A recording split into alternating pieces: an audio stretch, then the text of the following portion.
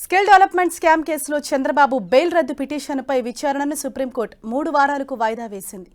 ఈ కేసులో చంద్రబాబుకు హైకోర్టు బెయిల్ ఇవ్వటాన్ని సవాల్ చేస్తూ సిఐడి సుప్రీంకోర్టులో పిటిషన్ దాఖలు చేసింది. చంద్రబాబుకు హైకోర్టు ఇచ్చిన బెయిల్ రద్దు చేయాలని సుప్రీంకోర్టును కోరింది.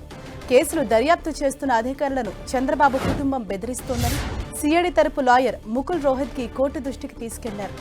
తమ ప్రభుత్వం అధికారంలోకి వచ్చాక చర్యలు తీసుకుంటామని బెదిరిస్తున్నారని కోర్టుకు తెలిపారు. రోహత్గి వాదనలపై కౌంటర్ దాఖలు చేస్తామని చంద్రబాబు తరపు లాయర్ హరీష్ సాల్వే తెలిపారు. వాదనల అనంతరం సుప్రీంకోర్టు బెయిల్ రద్దు పిటిషన్పై విచారణను 3 వారాలకు వాయిదా వేసింది. ఇదే విషయంపై మరింత సమాచారాన్ని మా ప్రతినిధి గోపీకృష్ణ మనకు అందిస్తారు. గోపి, స్కిల్ కేసులో చంద్రబాబు బెయిల్ రద్దు పిటిషన్ విచారణ సుప్రీంకోర్టులో 3 వారాలకు వాయిదా పడడం జరిగింది. ఈరోజు ఏపీసీఐడి తరపున న్యాయవాది ముకుల్ రోహత్గి చంద్రబాబుకి బెయిల్ని ఇచ్చిన హైకోర్టు ఇచ్చిన బెయిల్ని వెంటనే రద్దు చేయాలని చెప్పి సుప్రీంకోర్టును కోరడం జరిగింది. గతేడాది నవంబర్ 20వ తేదీన ఏపీ హైకోర్టు స్కిల్ డెవలప్మెంట్ కేసులో చంద్రబాబుకి రెగ్యులర్ బెయిల్ ఇవ్వడం జరిగింది. అయితే ఆ మరుసటి రోజే సుప్రీంకోర్టును ఆశ్రయించడం జరిగింది ఏపీసీఐడి. ఈరోజు వాదనల సందర్భంగా ముకుల్ రోహత్గి ప్రధానంగా చంద్రబాబు కుటుంబ సభ్యులు ముఖ్యంగా ఒక డైరీ పెట్టుకుని అందులో అధికారులు దర్యాప్తు చేస్తున్న అధికారుల పేర్లు నమోదు చేసి అధికారంలోకి వచ్చిన తర్వాత వారి సంగతి చూస్తూ ఉంటూ బెదిరిస్తున్నారన్న అంశాలని కోర్టు దృష్టికి తీసుకెళ్లడం జరిగింది.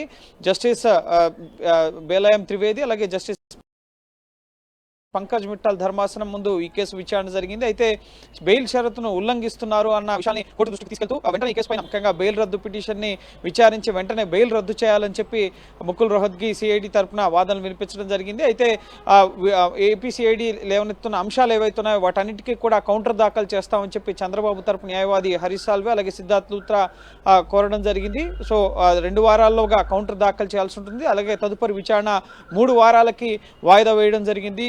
ఈ స్కిల్ డెవలప్మెంట్ కేసులో బెయిల్ రద్దు పిటిషన్ ముఖ్యంగా స్కిల్ డెవలప్మెంట్ కేసుకు సంబంధించి సెక్షన్ 17A అవినీతి నిరోధక చట్టం 1989 సెక్షన్ 17Aకి సంబంధించిన తీర్పు అనేది భిన్నంగా రావడంతో అది ప్రధాన న్యాయమూర్తి ధర్మాసనం ముందుకు వెళ్ళింది. ఆ తర్వాత నుంచి కూడా ఈ కేసు వాయిదా పడుతూ వస్తోంది. సో ఇప్పుడు ఎలక్షన్స్కు ముందు ఈ బెయిల్ రద్దు పిటిషన్ పైన ఈరోజు సుప్రీంకోర్టు ఎటువంటి నిర్ణయం తీసుకోబోతుందన్న ఉత్కంఠ ఉండేది. కానీ కొత్త అంశాలని ఇంట్రీమ్ అప్లికేషన్ ద్వారా ఇటు చంద్రబాబు కుటుంబ సభ్యులు బహిరంగ సభల్లో బెదిరించే విధంగా వ్యవహరిస్తున్నారు, బెయిల్ షరతుల్ని ఉల్లంఘించే విధంగా అధికారులను భయభ్రాంతులకు గురిచేసే విధంగా వ్యవహరిస్తున్నారు అని చెప్పి కోర్టు దృష్టికి తీసుకెళ్లడం జరిగింది. వీటన్నిటిపైన కూడా మేము స్పందిస్తామని చెప్పి చంద్రబాబు తరపు న్యాయవాదులు చెప్పడం జరిగింది. సో తదుపరి 2 వారాల్లోగా దీనికి కౌంటర్ ఫైల్ చేస్తామని చెప్పి కూడా చెప్పడంతో తదుపరి విచారణ 3 వారాలకి వాయిదా వేయడం జరిగింది. సో 3 వారాల తర్వాత మళ్ళీ ఈ కేసు విచారణ సుప్రీంకోర్టులో విచారణకు రాబోతోంది.